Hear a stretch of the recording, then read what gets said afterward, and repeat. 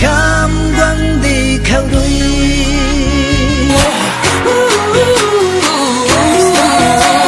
The bigger they are, the harder they fall. This bigger than boys are digging it dog. I have them like Miley Cyrus, clothes off, twerking in their bras and thongs. Face down, booty up. That's the way we like the wood. I'm sicker than an oil spill. She say she won't, but I bet she will. Timber. Swing your partner round and round, and then the night is going down. One more shot, another round, and then the night is going down. Swing your partner round and round, and then the night is going down. One more shot, another round, and then the night is going down. It's going down.